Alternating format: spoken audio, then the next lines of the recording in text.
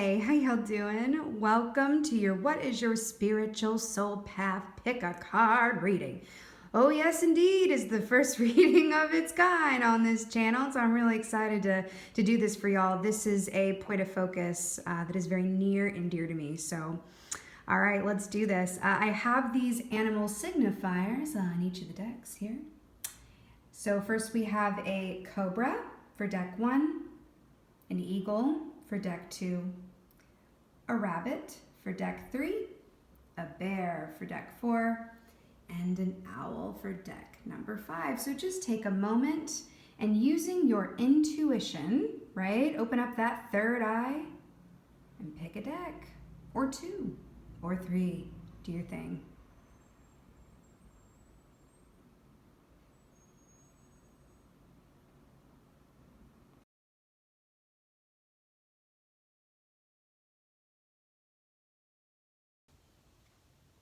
So you have chosen the spiritual life path of the mentor. Yes, so beautiful. So key words for the mentor are the teacher, the sage, the guru. When the mentor archetype is in balance and in alignment, the mentor embodies the energy of an eternal student, always learning, focused and clear, right? Think about a river as opposed to a lake. A mentor, when in balance, has that river of emotions and river of information and energy that runs and runs and runs and is always moving and always clear, right? No debris, nothing muddying up the waters. As its counterpoint, when the mentor is out of alignment, the mentor becomes rigid and righteous and self-serving, and it's that energy of, you can't teach me anything, i.e. that lake that is so dark and a bit smelly that you can't see to the bottom anymore. It's not willing to move and take in new information in. And you know what they say? That the best way to learn is to teach, right? And that's really important for the life path of a mentor. Now the corresponding animal energies, yes, if you pick the cobra, you got the cobra. This is all about being that teacher, right? And think about what it is to be a teacher. You're being called upon to be a source of strength and inspiration and, point of connection for those in your atmosphere. Now, this can be literal, right? Where you actually are teaching people and counseling others and sharing your knowledge and exchanging knowledge freely.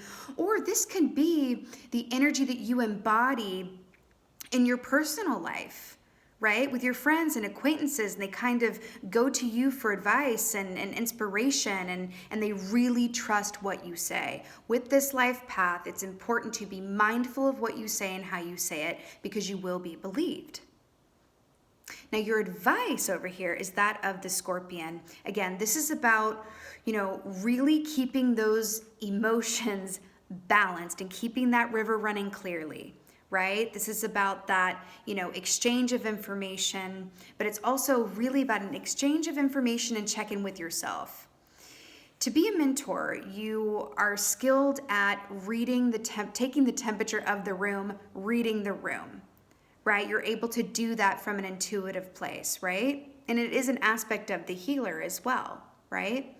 So Scorpion energy here is your advice, is asking you to do the same for yourself on a pretty regular basis, because it can take a lot out of you to be in the role of the mentor. So this is basically saying you can't serve from a cup that's empty. So you've got to fill your own cup up before you can turn around and offer it to others yet again.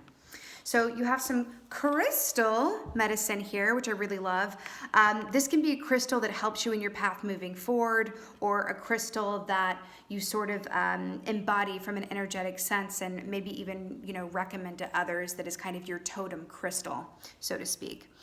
Tabular quartz. Do people listen when you speak? Do you feel like you are not being heard? Know exactly what you wish to communicate. Use telepathy to convey your message through visualization and the imagination.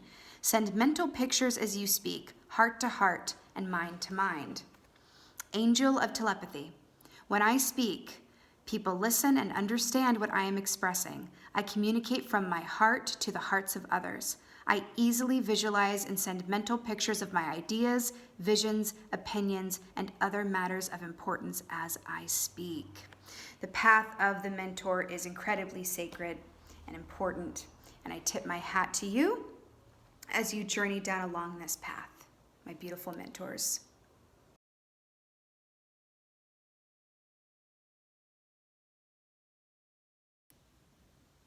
Your spiritual life path is that of the mystic.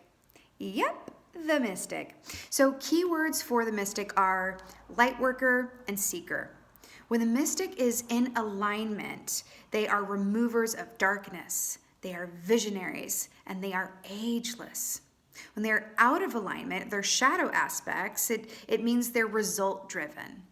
And they seek recognition, right? You know that saying that it's about the journey, not the destination, right? That is very much embodies the mystic's experience in this lifetime. So it's really important as you walk down this road of being the mystic. This is a high calling, that of the mystic, right? And I'm talking especially to my empaths here, right? If you're an empath, you feel other people's emotions as your own. That is a responsibility for sure. So keep in mind as you walk down this path not to rush or feel the need to expedite any part of this process, because it's about the process, right? It's not the result. It will never be about the result, right? It's really important. So the animal energy that corresponds, you might have guessed, to the mystic is that of the moth. Again, representing my empaths and or empathic people here. You know, this is very much beautiful air energy here. This is about being extra sensitive, clairsentient, being able to pick up intuitive information through a feeling sense. That's what clairsentience is. It means clear feeling.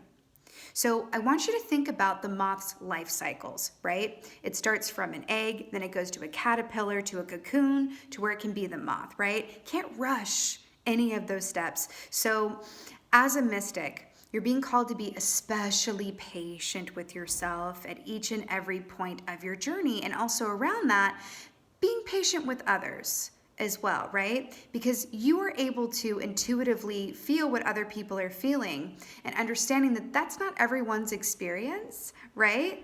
So there are going to be times when people are saying something, but you're picking up something else. You may be able to relate to that one, and you're like, well, wait a minute, they're saying this, but I'm feeling this, right?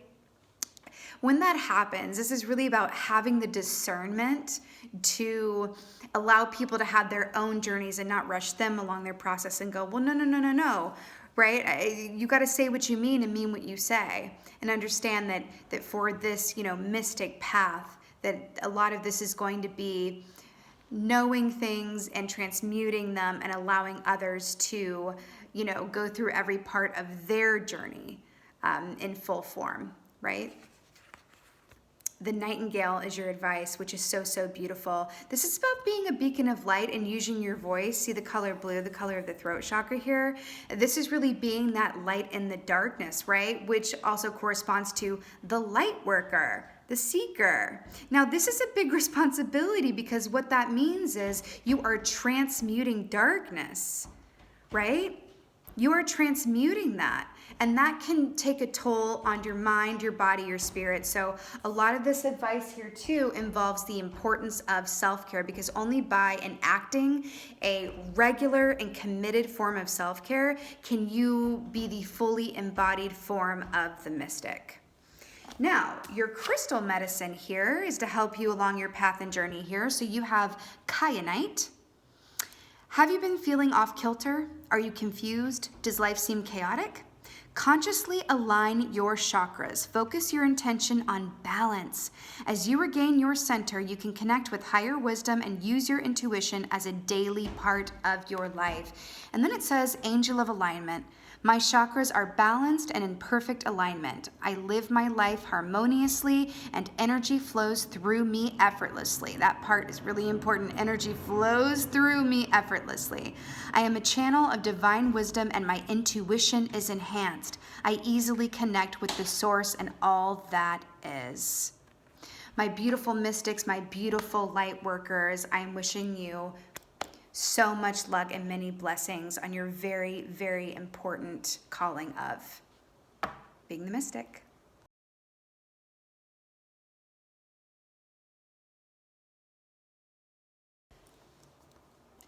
You chose the spiritual life path of the creator. Now, keywords for the creator archetype are the artist, the alchemist, the innovator. When the creator archetype is in alignment, or the light aspects of the creator, that means that you're curious, you're playful, you're open, much like a childlike energy. Think about, how children play. You can't tell them no. It's just like, no, this is the fairy princess castle, and this is the magical tree that grows jelly beans. It's that kind of energy, right?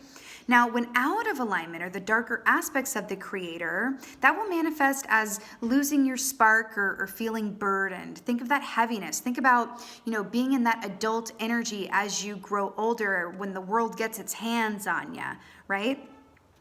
Ooh, hello, car horn. So the animal energy associated with that of the creator is the firefly, and then your advice as you walk this beautiful path is the hawk. I absolutely love it. So firefly, you've got two air energies here, right? The firefly speaks of really taking those moments of inspiration and running with them, right? Because a firefly out of alignment, it'll burn brightly, and then it'll kind of like, go dark and lose the idea, and then it's gone. So it's really catching on to these moments of inspiration and seeing them through to their fulfillment, right? That's really, really important, because like I said, a firefly will burn brightly and then it'll go out. Think of like a flickering light bulb, right? The path of the creator calls for you to do whatever you need to do to keep that light bulb lit, right? Which involves a certain energy of intense focus mixed with that joyful energy of childlike wonder and imagination. Now, the best medicine that I can give you around being the creator is to absolutely quiet what we call the inner judge, that judges what you create, that judges what you do, that judges your point of focus, right?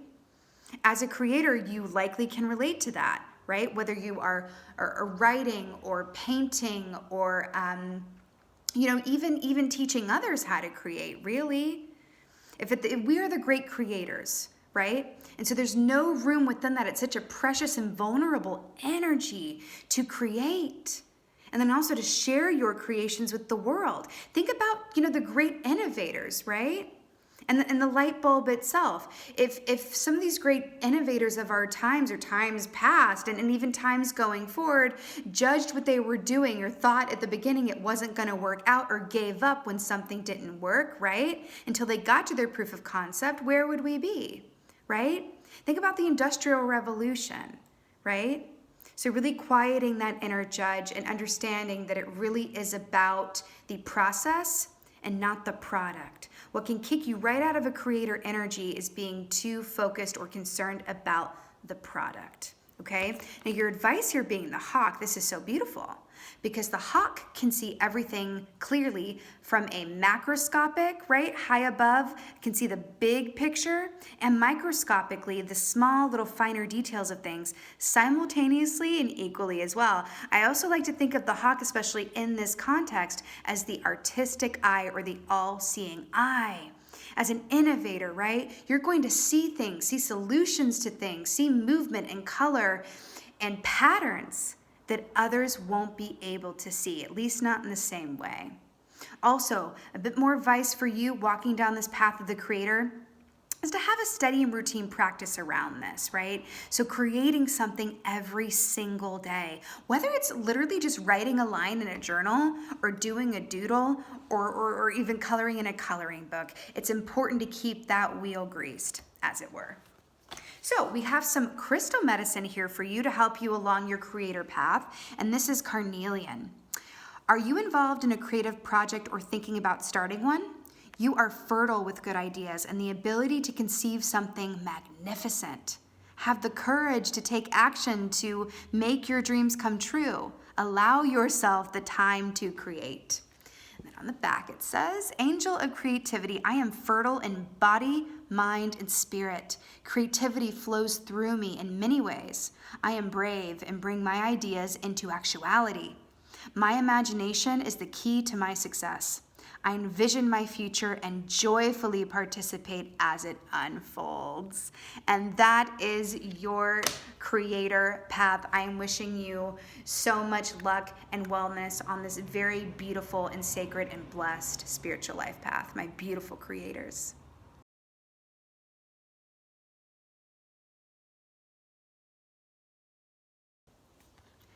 You chose the spiritual life path of the shaman. So beautiful. Keywords for the shaman are the magi, the sorcerer, the medicine woman, the medicine man. So when the shaman is in alignment, or the lighter aspects of the shaman, that will manifest as being a fearless student, right? And a practitioner, an active practitioner. When it's out of alignment, right, or dark aspects to the shaman archetype, that will manifest as over promises and blaming oneself and others, even hurting oneself and others. The shaman's path, traditionally speaking, right, is the path of the healer and going into those darker realms, otherwise known as the lower world, right, through shamanic journeying, right? And going down to that darkness in order to glean information and medicine and wisdom, to take that and bring it back to their people or tribe to share, right? So they really are the true seekers and transmuters, right? And I want to draw your attention to this diamond here, because this is a beautiful way to represent the shaman's path. What creates diamonds? Intense pressure, right? There's really something to that. The path of the shaman is not for the faint of heart, and it is truly a calling. And it is really not something to be taken on lightly or casually. And I will say this to you as well. The shaman's path is very person specific as well. How you can take aspects of the shamanic practice and make it personal to you and make it work and adapt it to your life and what you are here to do, which is really, really beautiful. So remember the snake energy here. We've got some corresponding animal energy. So the animal energy that corresponds to the shaman is the dragon, and the advice is the snake. So beautiful. So the dragon is very much about, the all-seeing eye, seeing oneself and others clearly. They also represent ancient and esoteric wisdom. What about the path of the shaman is, remembering in a consistent and really fortified way, remembering why you're here, right? The 3D world has a way of working on you, right? And we live in the 3D world, but this is really about remembering at any given moment, especially when it may be difficult to do so, that you are here to be the magi, right? To be that sorcerer and medicine healer, right? Which means that you work to serve the collective, right? The shaman is a humanitarian after all, right? The fact that your advice is the snake, the snake is at its most vulnerable when it sheds its skin. Its eyes get super cloudy, right? Which means it can't see well. And that's really beautiful advice for you walking this path of the shaman, because this is really important to really commit to self-care on this path. And also really grounding yourself, beautiful earth energy here, in a very consistent way, spending extra time in nature, really feeling yourself grounding in, because there's an aspect to shamanic work that involves shamanic journeying, right? You have the lower world, the middle world, and the upper world. And when you shamanic journey, you go to the lower world, right? And then you come back with that information and then use it to help others or yourself or add to your message or whatever have you. But it can be a very ungrounding experience, right? See, the dragon flies, right? And this is what it is to be a shaman, right? You're up in literally other realms, right? And then this is just saying, like, it is so important to stay grounded and keep your point of focus.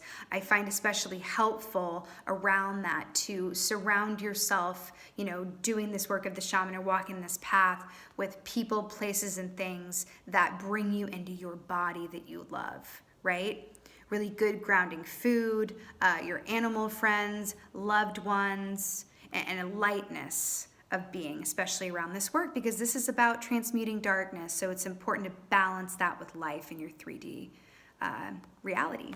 So here is some beautiful crystal medicine for you, some questions to ask yourself as you walk the path of the shaman. So we have snowflake obsidian. Are you afraid of the dark or of the unknown? Do you feel vulnerable?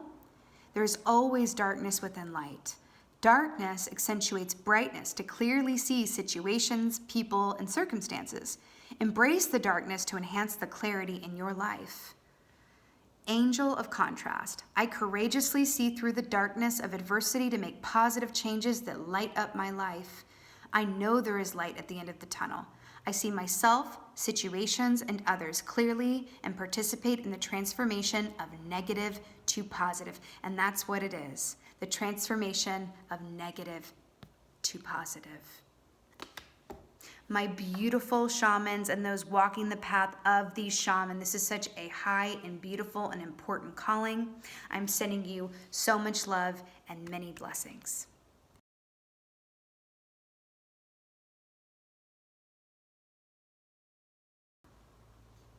Your spiritual life path is that of the crone. So the crone, some keywords for the crone archetype are the witch, the old woman, and the sage, regardless of your gender. This is the aspect of the trifecta of the maiden, mother, and crone, right? This represents wisdom, true wisdom in all of its forms. And yes, that is definitely a crow there.